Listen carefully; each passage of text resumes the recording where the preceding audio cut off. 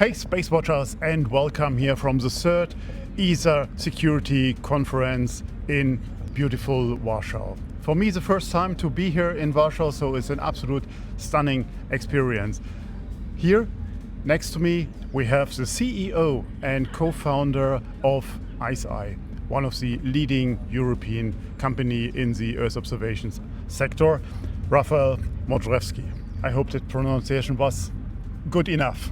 It was How really are you good. doing, Rafal? I'm doing very well. Thank you for having me. Pleasure to speak with you. Wonderful. Your company provides space in the security or offers Earth observations, SAR images in the security defense area, but also very much in the commercial area, insurances, disaster recovery. So how do you leverage both of these very extreme areas against each other? Right. So I think it's good to start with understanding that space-based infrastructure is by default a dual-use technology. We can see it with the example recently being so well discussed, which is Starlink. You can both have commercial communication being provided as well as secure military communication. This is not any different from Earth observation. That's what we do. We provide high revisit radar imaging capabilities on a global scale.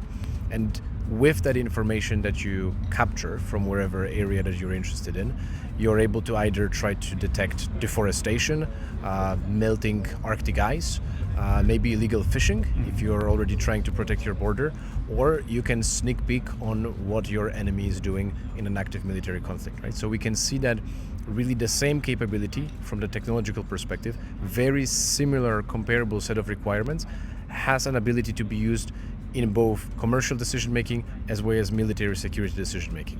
But how do you tailor the systems for the various use cases, or is it the same image just differently analyzed?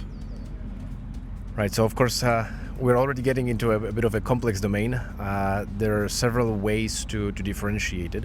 I think the most obvious one is in extreme situations there are actually two different constellations. There is a military dedicated constellation which is entirely secure and dedicated just to one mission, and that's security and defense. And then a second constellation which is more commercial.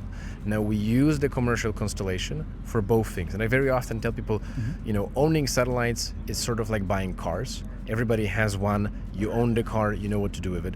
Tapping into the constellation that we have is like using Uber.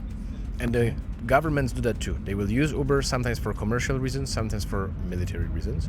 Now, when we handle the prioritization on our end, we are actually running through a priority ladder. That's how we differentiate between one and the other.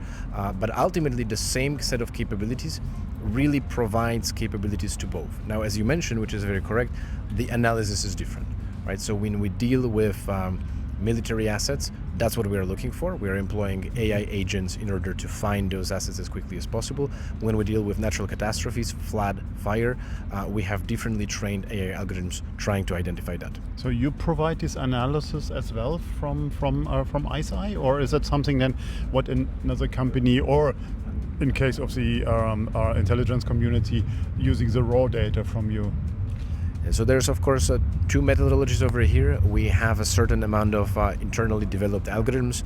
We are known for covering flood, fire, as well as wind damage, and those capabilities we provide internally.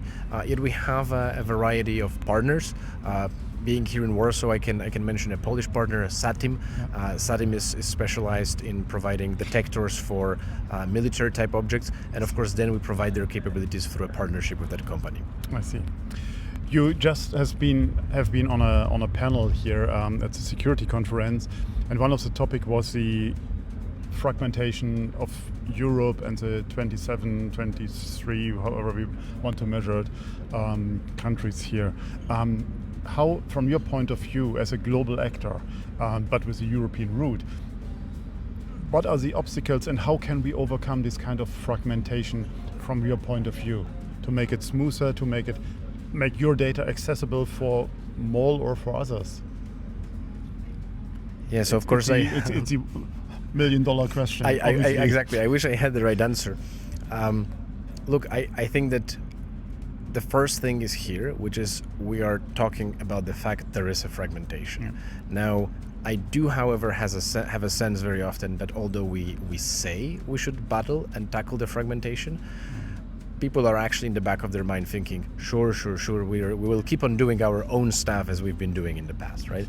So there is quite a journey between realizing that we have to fight something and actually actively fighting this.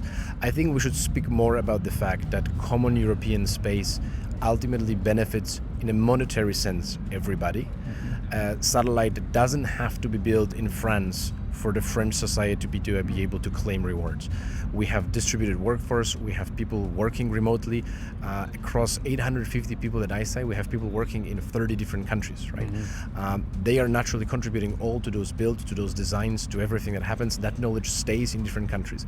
I think the sooner we realize as Europe that our economies are so intertwined, that ultimately procuring on a European level is almost or equally as good as procuring on a national level, we're not really going to make that step. But I hope this will be soon. I hope a crisis that we are facing right now is going to be a force propelling us toward that's finally right decision making.